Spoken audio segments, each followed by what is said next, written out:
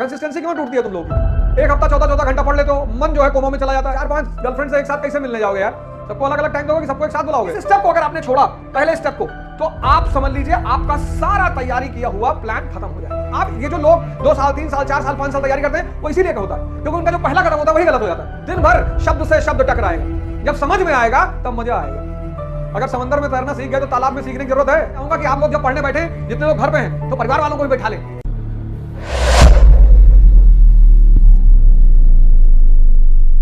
जय हिंद, जय हिंद, जय हिंद, जय हिंद। जब आदमी शुरुआत करता है तो बड़े प्रश्न होते हैं उसके मन में, बहुत प्रश्न होते हैं। आईएएस की जो लोग तैयारी शुरू करते हैं उनके मन में बहुत प्रश्न होते हैं। और तैयारी जो लोग शुरू करते हैं, मतलब जो पहला स्टेप है, फर्स्ट स्टेप तैयारी का जो पहला स्टेप है वो ये है कि आप ह्यूमैनिटीज के बेस को तैयार कर लें। ये पहला स्टेप है, क्योंकि 95% लोग हिंदुस्तान में आईएएस की तैयारी करते ही नहीं। 95% लोग हिंदुस्तान में 10+2 तक साइंस पढ़ते हैं। तो ह्यूमैनिटीज को क्यों पढ़ना है और कैसे पढ़ना है, व्हाई एंड हाउ, ये उन्हें पता ही नहीं होता। तो जब उन्हें ये पता ही नहीं होता कि ह्यूमैनिटीज को क्यों पढ़ना है और कैसे पढ़ना है, तो जब वो पहली बार पॉलिटी उठाते हैं उनको समझ में नहीं आता कि यार इसमें करना क्या है। इस स्टेप को अगर आपने छोड़ा, पहले स्टेप को, तो आप समझ लीजिए आपका सारा तैयारी किया हुआ प्लान खत्म हो जाएगा। आप ये जो लोग 2 साल 3 साल 4 साल 5 साल तैयारी करते हैं, वो इसीलिए होता है क्योंकि उनका जो पहला कदम होता है वही गलत हो जाता है। भाई आपने 12th तक कभी पढ़ा ही नहीं, और 12th में अगर पढ़ा भी तो भारत में ह्यूमैनिटीज कहां स्कूलों में कायदे से पढ़ाई जाती है। कहते भैया हिस्ट्री पढ़ के नौकरी नहीं मिलती। ये बात सही है, हिस्ट्री पढ़ के लोग राजा बनते हैं तो नौकरी कहां से मिलेगी? तो यह है पहला चरण, यही चरण है जहां से तुम शुरुआत कर रहे हो, यही चरण है जहां से तुम शुरुआत कर रहे हो। तो ये हमारा पहला चरण होगा। पहला चरण ह्यूमैनिटीज से परिचय, हिस्ट्री क्यों पढ़ना, पॉलिटी क्यों पढ़ना, ज्योग्राफी क्यों पढ़ना, कैसे पढ़ना है। और जैसे ये फाउंडेशन तैयार होगा, मैं तुम लोगों से वादा करता हूं इसके बाद जो दूसरा चरण होगा, अरे मस्त हो जाओगे तुम लोग कि यार क्या बात है। रीडिंग हैबिट ऐसे डेवलप करो, खड़े होकर पढ़ो वाला गाना है ना, जब नशा छाएगा तब मजा आएगा, रात भर जाम से जाम टकराएगा, जब नशा छाएगा तब मजा आएगा। ऐसे ही दिन भर शब्द से शब्द टकराएगा, जब समझ में आएगा तब मजा आएगा। चिंतन, एनालिसिस, थिंकिंग, दिन भर शब्द से शब्द टकराएगा, जब समझ में आएगा तब मजा आएगा। वर्ल्ड हिस्ट्री नहीं करेंगे, कुछ बातें मैं पहले बता देता हूं जो नहीं करेंगे।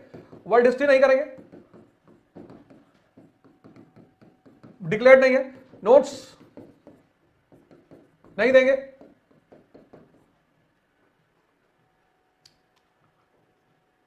पढ़ाएंगे हम, क्या करेंगे, हम आपको सिखाएंगे, लर्न कराएंगे, हम आपको अप्रोच देंगे, ये सब काम हम करेंगे। ये दोनों काम करेंगे, कोई फालतू का वादा नहीं।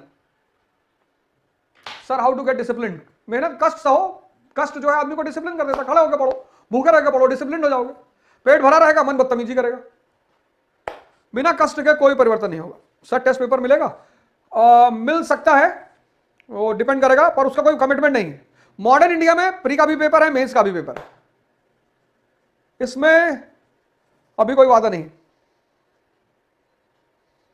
कंसिस्टेंसी का मतलब यह है कि कम पढ़ो, धीरे थोड़ा पढ़ो। कंसिस्टेंसी क्यों टूटती है तुम लोगों की? एक हफ्ता 14-14 घंटा पढ़ लेते हो, मन जो है कोमा में चला जाता है। आराम से करो यार, ताव में कोई काम मत करो।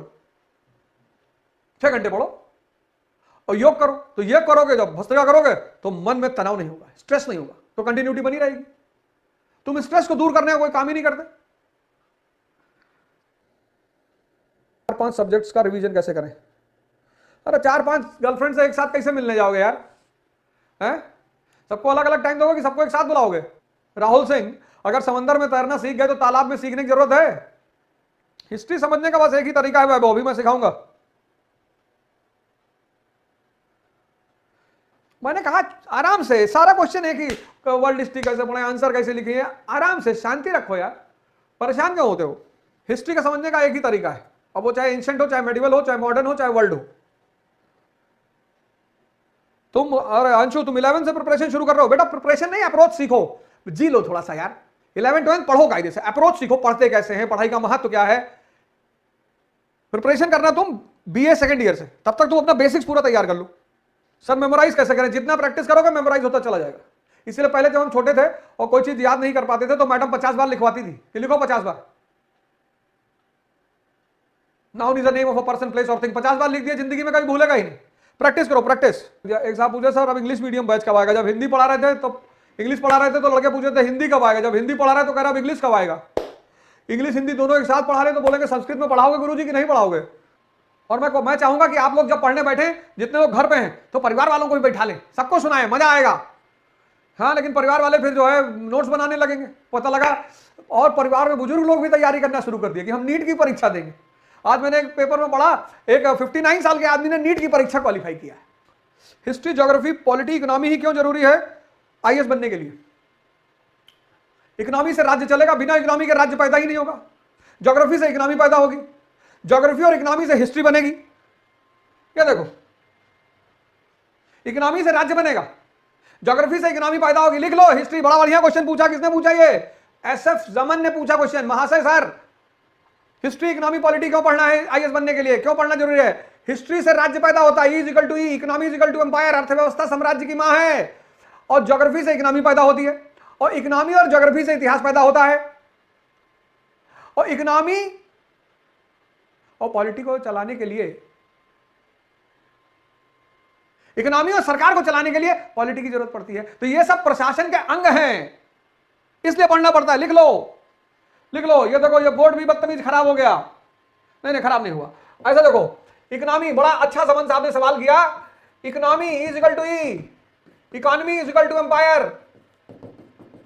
इकोनॉमी से राज्य पैदा होता है, राज्य की मां है। इकोनॉमी जो है मां है किसकी? राज्य की। अभी आप पढ़ाएंगे। तो बिना इकोनॉमी के राज्य हो ही नहीं सकता, इसलिए इकोनॉमी पढ़ना है। इकोनॉमी किससे पैदा होती है? ज्योग्राफी से। इकोनॉमी ज्योग्राफी से पैदा होती है। अब सऊदी अरब की इकोनॉमी जो है किस पे टिकी है? तेल पे टिकी है। तेल किसका हिस्सा है? ज्योग्राफी का। इकोनॉमी और ज्योग्राफी मिलकर इतिहास बनता है। इकोनॉमी प्लस ज्योग्राफी मिलकर इतिहास बनता है। लिख लो। और इकोनॉमी और सरकार चलाने के लिए पॉलिटी की जरूरत होती है। इसीलिए ये 4 विषय आत्मा है आईएएस के, economy, polity, geography, history. History क्यों पढ़ना चाहिए? हिस्ट्री इसलिए पढ़ना चाहिए जिससे बार बार आदमी मार खाने से बचे। एक बार महमूद गजनी मारा, एक बार तैमूर मारा, एक बार नादिर शाह मारा, तो आपकी कमजोरी की वजह से तो मारा होगा। तो दोबारा उस कमजोरी को ना रिपीट करें, आपस में मिलजुल कर रहें, भाईचारा बढ़ाएं, एक दूसरे को गाली ना दें और साथ मिलकर इतनी ताकत पैदा कर लें कि कोई महमूद गजनी फिर लूटने के लिए आए तो उसे फाड़ डालें। महमूद गजनी आपके लिए लुटेरा है, चाहे आप हिंदू हैं, चाहे मुसलमान हैं, चाहे ईसाई हैं, चाहे सिख हैं, आप सब हिंदुस्तानी हैं।